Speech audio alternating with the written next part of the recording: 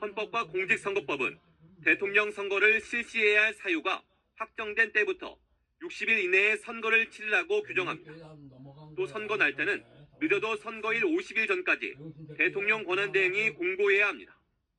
이 기준에 따르면 대선일 지정에 권한이 있는 한덕수 대통령 권한대행은 5월 24일부터 6월 3일 중에 대선일 지정이 가능합니다. 하필 5월 27일까지는 전국 소년체전으로 투표장 확보가 어렵고 6월 3일엔 전국 대입 모의고사가 예정됐습니다.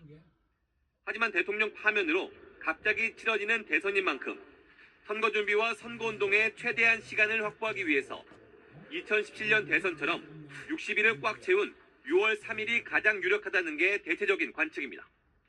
한덕수 대통령 권한대행은 노태학 중앙선거관리위원장과 전화통화로 선거 관리 방안을 논의했습니다. 60일 안에 치러질 새로운 대통령을 선출하기 위한 선거가 공명, 정대하게 치러질 수 있도록 해야 합니다. 이 통화에서 한대행과 노 위원장은 6월 3일에 대선을 치르는데 공감한 것으로 알려졌습니다. 한대행은 오는 14일 전까지 대선일을 확정해 발표해야 하는데 8일 발표가 유력합니다. 정부 관계자는 오는 8일 정례 국무회의에서 차기 대선일 지정과 관련한 안건이 상정될 예정이라고 말했습니다.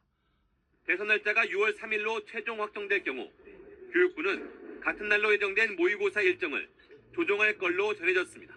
미 국무부는 윤석열 전 대통령 탄핵에 대해 한국의 민주적 제도와 법적 절차, 헌법재판소 결정을 존중한다고 밝혔습니다. 새 대통령이 선출될 때까지 한덕수 권한대행 등 한국 정부와 협력해 한미동맹의 안정성과 지속성을 확실하게 하기 위해 노력할 것이라고 말했습니다.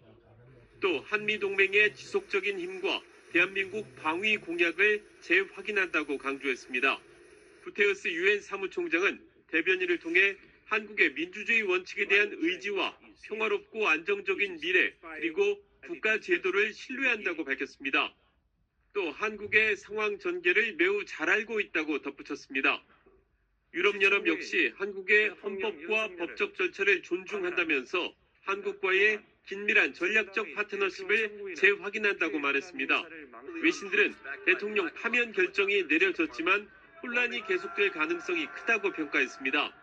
South Korea is deeply divided between liberals and conservatives, and that split is likely to get worse as presidential election campaigning heats up. 미국 내 한반도 전문가들도 위기가 끝난 건 아니라고 진단했습니다.